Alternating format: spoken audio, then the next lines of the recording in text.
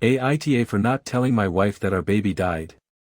I am 25, and my wife, F24, had our daughter Angela last year in November. We met at university, we dated for 2 years and got married after graduating. It's our first marriage and we are very in love. My wife, who we will call Kim, got pregnant during our honeymoon and we were both very excited. My parents are out of the picture and Kim only grew up with her dad. We both knew that we wanted to have children and give them the best life we could. Kim's pregnancy was normal, it was our first child, the baby was born healthy and beautiful, she was perfect, chubby legs and round face. I never thought that one day I could love a woman more than I love Kim, but my daughter stole my heart completely. Everything was perfect but we were very nervous, since we didn't know anything about babies. Kim's father constantly called us and also gave me advice. My grandmother also taught us how to change her correctly and feed her. We were blessed with a lot of help. Kim's family came from their home country to meet our daughter for Christmas. They were going to stay until the new year, but on December 28 Kim's father had a heart attack and was taken to the emergency room. We went to the hospital and my father-in-law had to remain under observation since his condition was serious. To give you an idea, he might not wake up again. I told my wife that I would stay with her, but Kim asked me to go with Angela home. Whatever had to happen, would happen in the next 24 hours. She didn't want to leave her father's side but she didn't want to leave the baby at the hospital all night. We agreed that I would stay at home with Angela and she would stay at home with her father and her relatives at the hospital.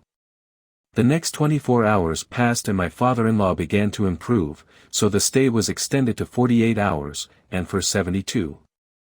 Kim came to get some clothes and see our daughter and she returned to the hospital. Due to her concern I had not slept in those 2 days, so after giving her bottle to my daughter I put her to sleep and I myself fell asleep.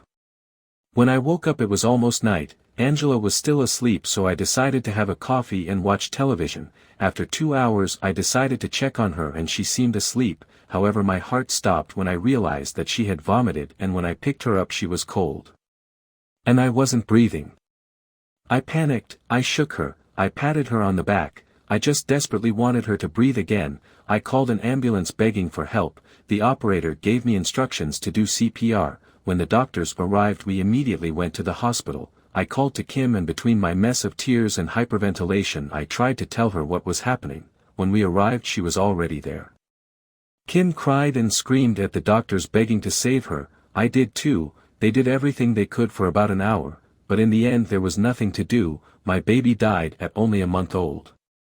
They explained to us that Angela had vomited while she was sleeping and choked on her own vomit.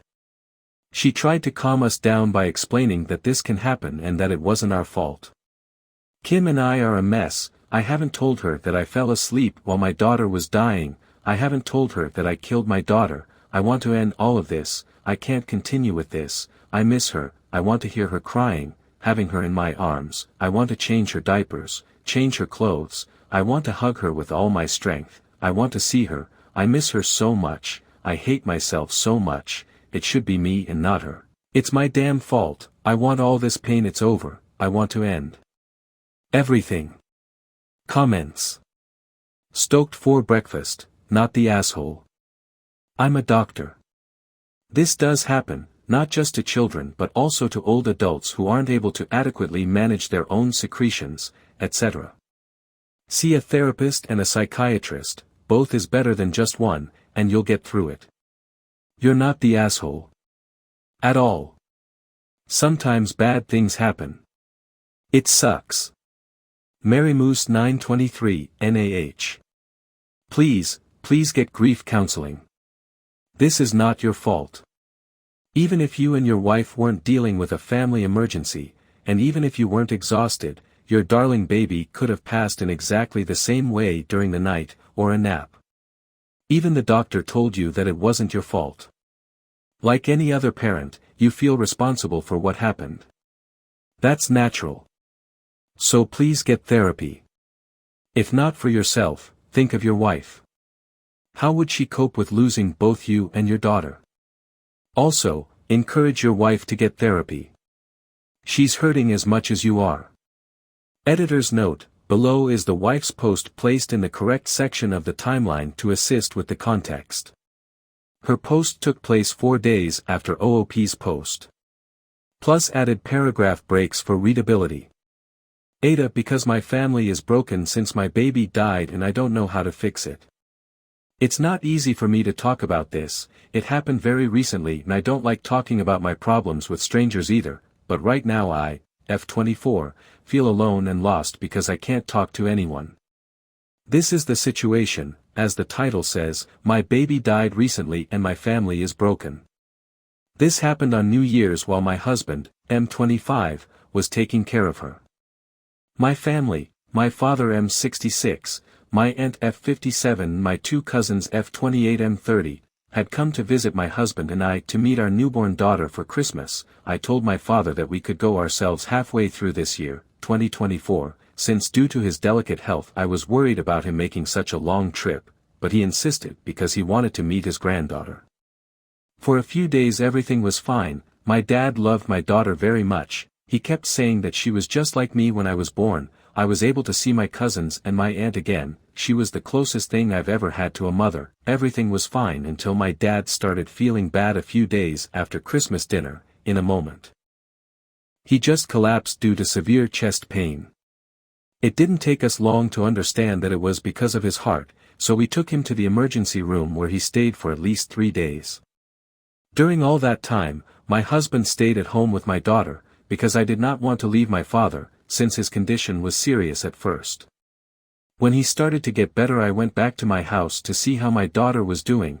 I felt calm when I saw that my husband was taking good care of her on his own. However, I asked him if he needed me to stay with him. He told me to be calm, that he would take care of everything and that I focused on accompanying my dad.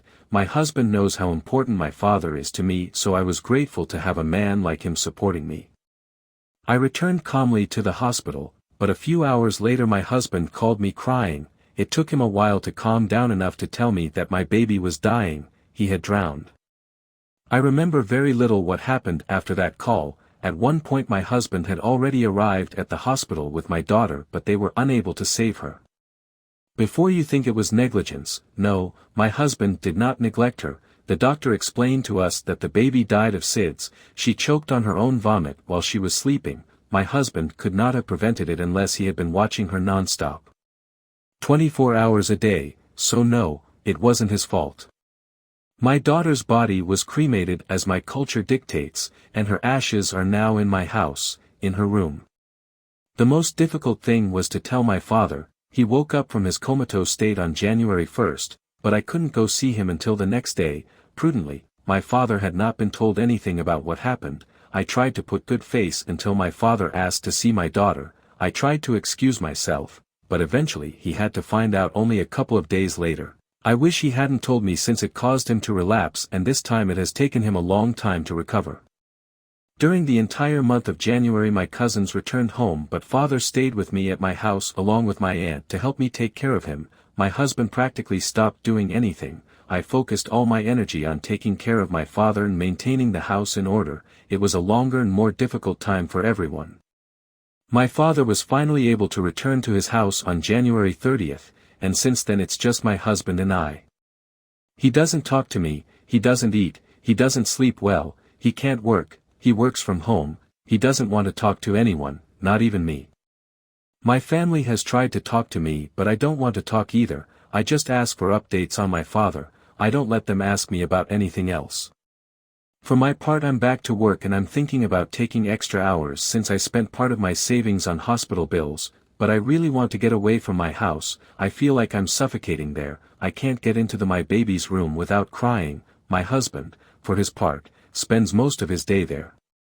I don't know what to do. I cry to my baby every night. I cry into his clothes, his stuffed animals, his blankets, until I fall asleep. Now I'm eating twice as much. I devour the portions that my husband doesn't want and I keep asking for more. The house is a disaster. I feel like we are both dying and we are doing nothing to prevent it. Relevant comments. I think you need to read this. It sounds like your husband posted it a few days ago. It was deleted, but I found the post on Reddit. I'm so unbelievably sorry for your loss. I'm 34 weeks pregnant with a baby girl right now. I read the other post shortly after it was posted and haven't stopped thinking about your family. Please consider getting professional help for yourself and your husband if you can get him to agree. If you ever want to scream into a void who will just listen, please feel free to DM me. I'm praying for peace and healing for your family. And again, I'm so sorry for your loss. Edit to add, NTA. Wife, my God, it's him. I have to talk with him.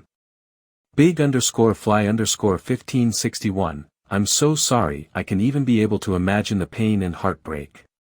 Just take it 1 hour at a time, 1 day at a time. Anytime you can do something for yourself, do it, but the main thing is to focus on working through the grief. When you are ready to talk, I would suggest you and your husband do both individual counseling and marriage counseling. A loss like is incredibly hard on both of you individually and as a couple. Try not to lose your husband or yourself. This wasn't anyone's fault, and I hope in time you and your husband can work through the grief and pain and find joy in life once more. My heart goes out to you. The fact that you're even here expressing this story shows how strong you are. Wife, thank you very much. I don't want to lose my marriage. We haven't talked about divorce, actually we haven't talked at all. I know we need therapy. Thank you for your words. Hello AITA, I came here a few months ago to vent about the loss of my daughter. To be honest, I didn't see the post until a week later and I saw that my account was suspended. It's not important since it was just a discard account, so I opened another one just to let you know that I have read all your comments. Kim and I don't, we are fine, however we are in the process of being fine. Kim is also an active Reddit user and saw my post. We talked a lot, we cried, and I have to say I'm glad she saw it.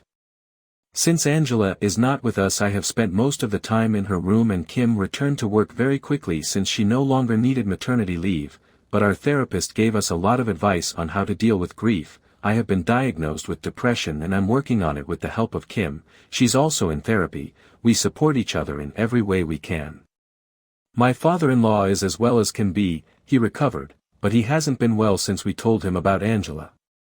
Kim calls him practically every day. She can't do much more since he lives in another country and it's already difficult enough for ourselves. Right now we are looking to sell our house and move to a smaller place. We bought the house thinking about having a big family, but we are going to postpone that for the moment. No matter how broken I am inside, my wife is my priority right now, so I have to prioritize my marriage. I will not update again. I wanted to assure all the noble souls who supported us that we are still here and we appreciate your words and support. You are all wonderful people. God bless you. Thanks for watching. Don't forget to subscribe.